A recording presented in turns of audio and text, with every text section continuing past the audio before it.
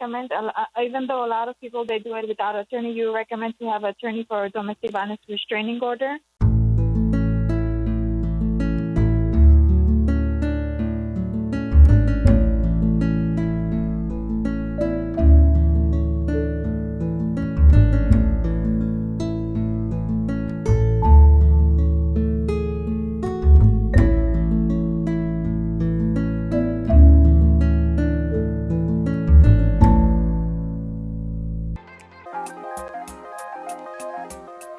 Good evening, this is Attorney Vincent Davis, and the show is The Secret, How to Fight Child Protective Services and Win.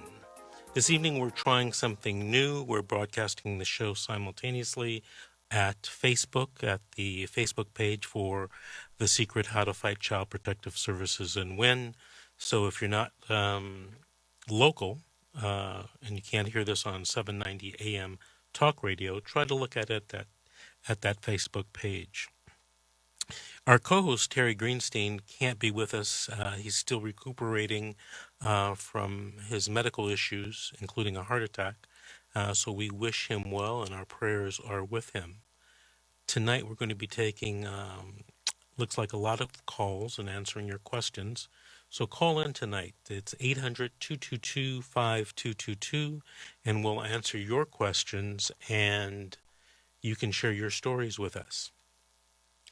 Let's take the first question, the first caller on line one, Jenny from Los Angeles. Hi, David, Vincent. How are you doing today? Thanks for having me on the show. For a restraining order, do you recommend, even though a lot of people, they do it without attorney, you recommend to have an attorney for a domestic violence restraining order? Absolutely. You know, those are types of things that you don't want to try at home and do it yourself.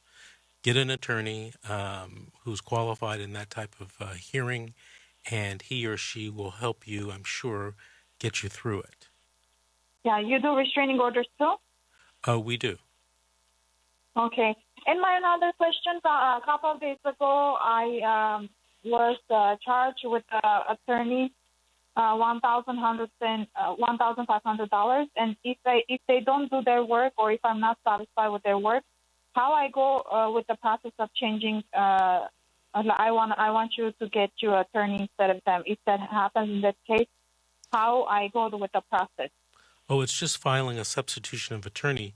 So your new attorney would go ahead and would. Can you hold on a second? Sure. Can you cancel yours? I'm sorry, we're having a technical difficulty. Somebody was playing an audio back. All you have to do is file a substitution of attorney form, and that will be filed with the court, and that would notify the court and everyone else that you are getting a new attorney. Yeah, and what's the phone number? Our phone number is... No, the phone number, FORM, the phone number at the court. Oh, the substitution of attorney? I don't know the exact form number. I'm not very good with form numbers, but you can Google it and just Google California substitution of attorney form, and you can, download that form. But the new attorney who's going to take over the case for you should be able to do that for you. That's something that you shouldn't worry about, okay? Okay. Okay, Jenny, thank you for listening, and please call again. Thank you so much. I appreciate it. Sure. Let's go to the next call, Jennifer from Arizona. Hello? Hi, Jennifer. Did you have a question to ask or a story to tell? Question's about a story. Okay, go ahead. Okay, I'm actually from Pomona, Los Angeles County. I'm just visiting in Arizona at the moment. Child Protective Services, it's been over 2 years now. They took away my daughters, who at the time were 2 and 5 months, on false allegations, and that I could prove are false. And they left me, at the time, custody of my 12-year-old son. And their reasonings for taking away my children were I was a substance user, even though I was on no substances. And even if that were true, which it's not, wouldn't that be neglect on their part for leaving my 12-year-old with me? Not necessarily, but it's a very rare situation where you can get one child taken away, but not another child taken away. Did you ever get your children back? No. What happened was my daughters. This is when they closed my case with my son. It all started because I went to a mental hospital because I was overwhelmed and pregnant, and I went to a mental hospital and I needed a break from my family, and my emotions were all over the place. And then I got there, they drug tested me, and I tested positive for marijuana when I was pregnant, but my doctor knew about it. He said it was my discretion. Anyways, they were mandated reporters, so they mandated reported me, and I opened up a voluntary case with DCFS as a result of all this, and I complied. I complied with their case plan, even though the reasoning for opening up a case was non-existent at all. They opened the case for no reason, literally no reason. Even the documents say no reason. It says nothing. So they opened up the case, and I complied. And then when the case expired in August of 2017, my worker said it's expired, and she wanted me to renew the contract. And I told her, okay, well, since I'm not on drugs, can they take off the demand for or the request for a drug program? Because I needed to go back to work. We were living in a motel, and we were trying to get stabilized, and I couldn't afford time-wise a drug program. And she said she would ask her supervisor, and her supervisor said that she would just take me to court then. So I said, fine, take me to court. When they took me to court, my allegations were I was a hydrocodone addict with a history of hydrocodone use and all the stuff that they made up. And, of course, this is based on 2 positive tests on a voluntary case. After I had my daughter in May, which was 5 months earlier, the doctor had prescribed me Percocet. And the worker knew about it.